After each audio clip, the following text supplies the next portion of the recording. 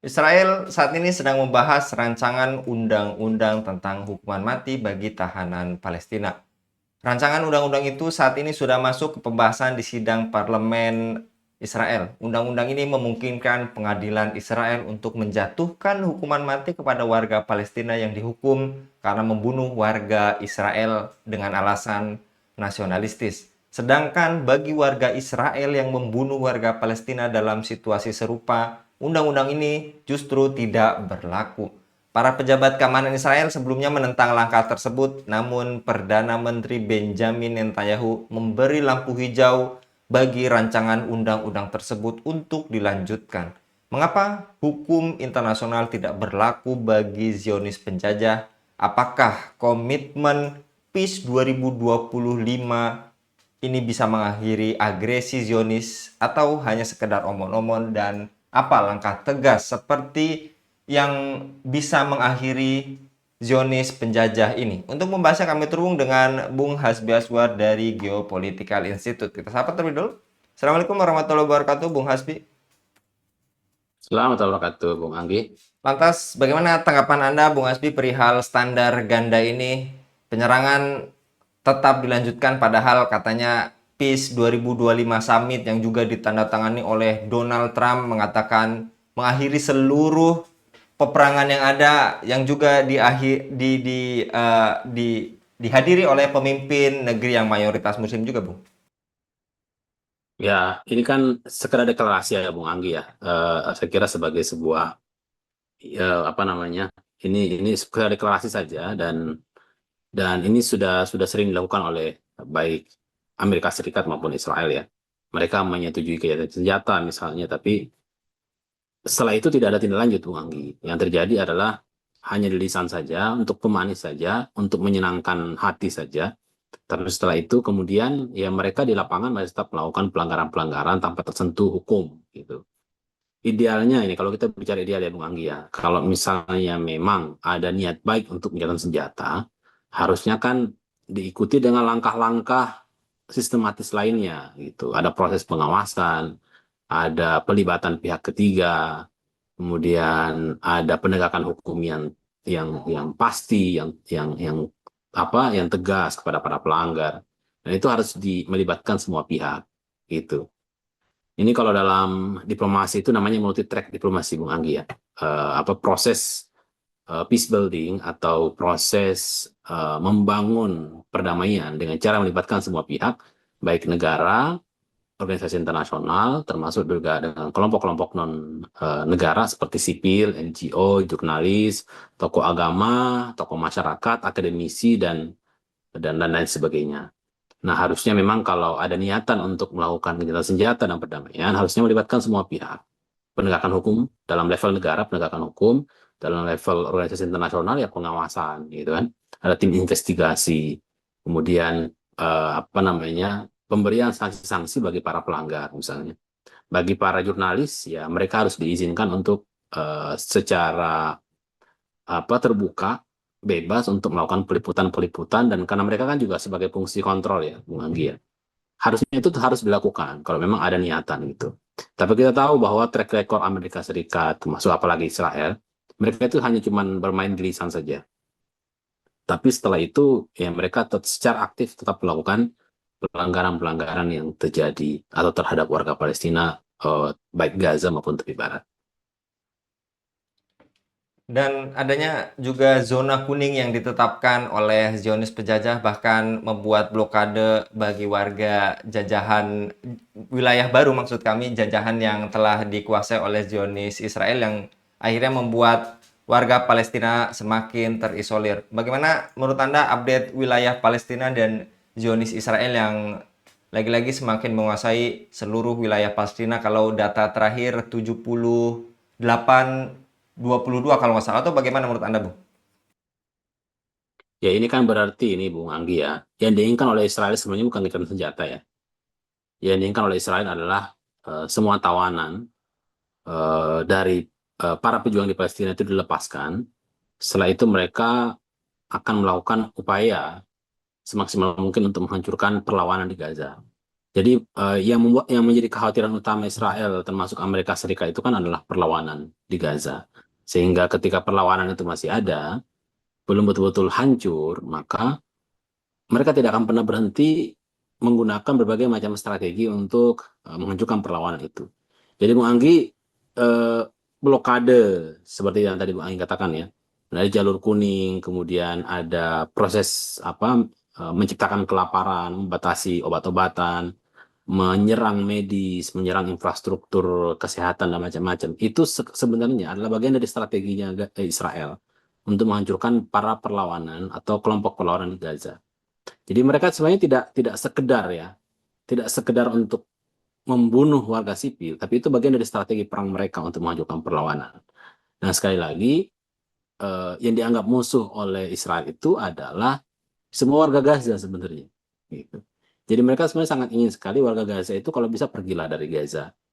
Itu satu hal. Kalau bisa ya tidak ada lagi orang yang punya kemampuan untuk mengangkat senjata gitu atau dimilitarisasi atau kontrol. Tapi kan tidak semudah itu Israel melakukan itu. Kenapa? Karena tekanan internasional kan. Nah ini sehingga ya itu yang mereka lakukan sekarang. Yang mereka lakukan adalah tutup mata, tutup telinga. Pokoknya semua strategi dipakai untuk menghancurkan para pejuang atau kelompok perlawanan di Gaza. Dan kalau mereka masih melakukan blokade, Bu Anggi, sampai sekarang, mereka masih melakukan tindakan-tindakan sewenang-wenang, itu berarti tujuan mereka belum tercapai. Gitu. Itu berarti tujuan mereka belum tercapai. Karena strategi militerisasi masih tetap ada. Jadi bagian dari blokade itu kan adalah bagian dari strategi militer sebenarnya. Yang sejak lama, Bu Anggi, sejak konvensi Jenewa 1949 ya dalam hukum pembentukan hukum perang internasional itu sudah dijelaskan gitu bahwa tidak boleh menggunakan strategi menciptakan kelaparan atau menyerang sipil secara sengaja, menjadikan sipil sebagai tameng dalam peperangan, membatasi para pengungsi, melakukan pelanggaran terhadap para tahanan perang, para tawanan itu nggak boleh dilakukan. Itu dalam hukum perang, Bung Anggi. Sudah ada sebenarnya. Nah, kenapa itu dilarang? Karena itu banyak sekali digunakan oleh pihak-pihak yang berperang untuk mempercepat. Ini kan sebenarnya tujuannya untuk mempercepat selesainya perang. Tapi ternyata selama 2 tahun genosida di Gaza atau perang yang terjadi di Gaza, ya Israel kan terbukti tidak mendapatkan apa yang mereka inginkan. Gitu. Diplomasi selalu gagal, gencatan senjata pun juga lebih banyak juga dilanggar, bahkan tak berarti gerakan solidaritas warga global yang damai pun selalu dihalang-halangi. Tadi Anda telah mengatakan langkah-langkah yang harus dilakukan, lantas langkah tegas seperti apa lagi yang mampu mencegah atau bahkan menghentikan genosida Zionis penjajah ini, Bu? Ya, langkah tegas adalah langkah militerisasi, Bung Anggi ya. Intervensi militer, saya kira, itu cuma salah satunya cara. Dan ini sudah terjadi di banyak negara sebenarnya, Bung Anggi ya. Di mana dalam pembantaian Bosnia kan tahun 94 gitu sekitar 90-an awal itu kan NATO itu akhirnya melakukan intervensi militer gitu ke sana dan eh, ya melalui koalisi militer internasional sehingga ya tercipta keamanan gitu dan genosida mulai kemudian berhenti dan setelah itu pemimpin pemimpin Serbia waktu itu kan ditangkap ya dan diadili gitu, diberikan hukuman oleh pengadilan internasional. Itu jelas langkahnya, Bung Anggi. Jadi ada intervensi militer internasional, kemudian setelah itu pemberian sanksi atau proses hukum bagi oknum-oknum, bagi orang-orang yang terlibat aktif dalam melakukan pelanggaran itu. Dan ini terjadi di banyak kasus, Bung Anggi ya, termasuk walaupun ini kita anggap tidak selalu fair ya, seperti misalnya Saddam Hussein itu pada saat pasca serangan 2003 Irak itu kan kemudian pasukan Amerika Serikat membentuk pengadilan begitu untuk mengadili Saddam Hussein ya kan atau ada pengadilan gitu ya ada proses pengadilan terhadap Saddam Hussein dan akhirnya beliau dihukum gantung gitu karena dengan alasan berbagai macam alasan lah pelanggaran HAM dan macam-macam. Nah, Irak juga tahun 90-an kan juga diintervensi oleh NATO kan, khususnya Amerika Serikat gitu. Karena melakukan pelanggaran terhadap kedaulatan wilayah Kuwait. Nah, itu peran Teluk pertama gitu. Nah, artinya memang ini fakta-fakta sejarah sebelumnya itu bisa kita lihat Bung Anggi, bahwa berbagai kekerasan-kekerasan yang terjadi, ya kalau tidak bisa dihentikan dengan kata-kata, dengan seruan, maka ya solusi salah satunya adalah intervensi militer. Nah, itu yang kita tunggu-tunggu dilakukan oleh komunitas internasional atau masyarakat internasional terhadap Israel gitu. Karena mereka sudah tidak peduli terhadap hukum ya. Tambah lagi tadi Bung Anggi menjelaskan ada standar ganda, ada undang-undang baru yang akan dibuat, yaitu hukuman mati buat tahanan Palestina, dan tidak ada hukuman bagi warga Israel yang membunuh Palestina. Nah, ini kan sebenarnya kelanjutan, Bung Anggi, dari berbagai kesewenang-wenangan, penjajahan, dan genosida, dan sistem apartheid yang dilakukan oleh Israel terhadap warga Palestina. Nah, artinya apa? Ini kan sebenarnya adalah sebuah proses yang sifatnya sistematis yang didukung oleh negara, yang didukung oleh para militer kan, sehingga ya tidak ada solusi yang lain kecuali intervensi militer.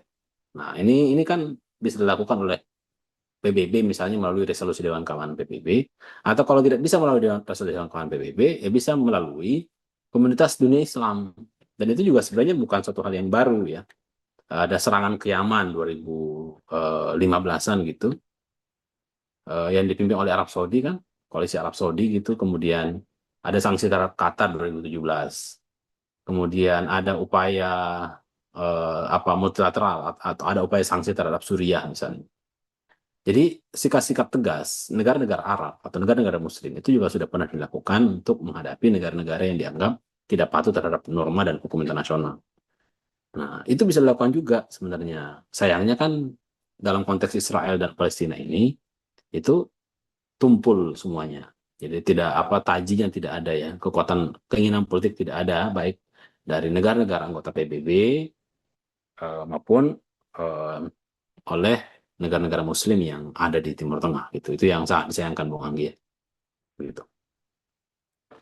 Baik, jazakallah Bung Hasbi untuk pemaparannya. Mudah-mudahan ini membangkitkan kita bersama bahwa memang tidak bisa bergantung kepada hukum internasional ya Bung Hasbi. Lagi-lagi memang persatuan yang juga sering Bung Hasbi sampaikan antar dunia muslim ini harus selalu digaungkan, diperjuangkan, karena tadi Bung Hasbi sampaikan ini juga bukan hal yang tidak mungkin gitu ya Bung Hasbi. Jazakallah sekali lagi Bung Hasbi untuk paparannya pada kabar petang kali ini. Demikian pemirsa Elava News, dukung dengan subscribe, share, dan like. Semoga menjadi kebaikan bagi kita semua di dunia dan di akhirat. Saya Inggris Suara undur diri. Assalamualaikum warahmatullahi wabarakatuh.